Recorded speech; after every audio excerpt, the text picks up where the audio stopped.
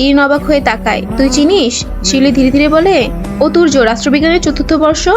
ইরিন বিরক্ত হয়ে শিউলিকে বলে, চুপ কর, আমি সব জানি, আর বলতে হবে না। ইরিনের কথা শুনে শিউলি চুপ হয়ে যায়। আজকে এই নামটা ইরিন কয়েকবার শুনেছে। অদ্ভুত ব্যাপার হলো ছেলেটাকে তার খারাপ লাগছে না। এদিকে ছেলেদের হলে তুর্য নিজের রুমে বসে হাতের ক্ষত পরিষ্কার করছে। কামড়ের দাগটা এখনো জ্বলছে। রিফাত পাশে বসে মুচকি হেসে বলে, ভাই, মেয়েটা তোকে লিটারেলি মার্ক করে দিয়েছে। তুর্য কটমট করে তাকায় আর রিফাতকে ঝাড়ি দিয়ে বলে, চুপ কর। রিফাত আবার হেসে বলে, কিন্তু একটা কথা, তুই আজকে ওর পক্ষ নিলি কেন? তুর্য কিছুক্ষণ চুপ থাকে, তারপর ধীরে ধীরে বলে, কারণ ও মিথ্যা বলছিল না। রিফাত ভ্রু নাচিয়ে বলে, একদিনেই বুঝে গেলি? তুর্য হাত পরিষ্কার করতে করতে বলে, আমি সকালে সব ঘটনা নিজের চোখেই দেখেছি। রিফাত একটু অবাক হয়। তুর্য জানালার বাইরে তাকায়। তার চোখে অদ্ভুত শান্তি আর অস্থিরতা একসাথে। দিন সকাল। ঢাকা বিশ্ববিদ্যালয়ের ক্যাম্পাসটা সকালবেলায় অন্যরকম শান্ত লাগে। গাছের পাতায় হালকা রোদ পড়েছে। টিএসসির সামনে কয়েকজন চা খাচ্ছে, কেউ ক্লাসে যাচ্ছে, কেউ আবার আড্ডা দিচ্ছে।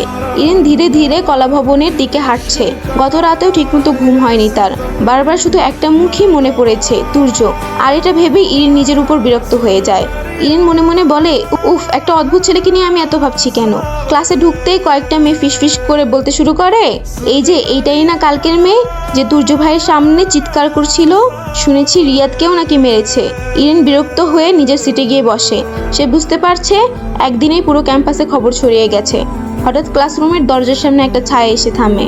সবাই একসাথে চুপ হয়ে যায়। তা দেখে ইরিন কিছুটা অবাক হয়। ইরিন বাকিদের দৃষ্টি অনুসরণ করে দরজার দিকে তাকায়।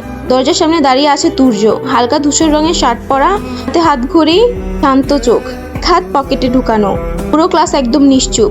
ভার্সিটির প্রায় সব ছাত্রছাত্রী তুর্যকে চিনে। তুর্য ধীরে ধীরে ক্লাসরুমের ভিতরে ঢোকে। তার চোখ সরাসরি গিয়ে থামে ইরিনের ওপর। ইরিন অস্বস্তিতে অন্যদিকে তাকায়। তুর্য শান্ত গলায় বলে, একটু বাইরে আসবে? পুরো ক্লাস মুহূর্তেই গুঞ্জন শুরু করে, ও মাই গড, তুর্য ভাই নিজে এসেছে, শেষ, মেয়েটা আজকে আবার ধরা খাইছে। রাগী চোখে চারপাশে তাকায়, তারপর দাঁড়িয়ে তুর্যের সামনে গিয়ে বলে, আমার ক্লাস শুরু হবে কিছুক্ষণের মধ্যেই, আমি এখন যেতে পারবো না। তুর্য কোনো রাগ দেখায় না, শুধু শান্ত স্বরে বলে, 2 মিনিট লাগবে। ইরিন কিছুক্ষণ তার দিকে তাকিয়ে থাকে, তারপর একটা দীর্ঘশ্বাস ফেলে বলে, আচ্ছা চলুন।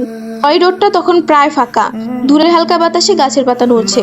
তুর্য কয়েক সেকেন্ড চুপ থেকে নিজের হাতে ধরা একটা ছোট্ট ফার্স্ট এইড বক্স ইরিনের দিকে বাড়িয়ে দেয়। ইরিন অবাক হয়ে তাকায় আর বলে, এটা দিয়ে কি করব? তুর্য শান্ত স্বরে বলে, ওমা, কামড়ে হাতে দাগ বসিয়ে দিয়েছো, এখন ওষুধ লাগিয়ে দিবে না? ইরিন কয়েক সেকেন্ড হতভম্ব হয়ে তাকিয়ে থাকে। ইরিন আর কিছু না বলে তুর্যের হাতে ওষুধ লাগাতে থাকে। ইরিনের অস্বস্তি লাগছে। ইরিন অস্বস্তি লুকিয়ে বলে, আমি তো ইচ্ছে করে কামড়াইনি। তুর্যের ঠোঁটের কোণে হালকা হাসি ফুটে ওঠে। তুর্য হালকা হেসে বলে, জানি, কিন্তু কামড় তো দিয়েছো, এখন তো শাস্তি পেতেই হবে। ইরিন ভ্রুকুচকে বলে, বলেছি না ইচ্ছে করে কামড় দিইনি। তুর্য ইরিনের চোখের পাপড়িতে ফু দিয়ে বলে, সেটা তো আমি জানতে চাইনি।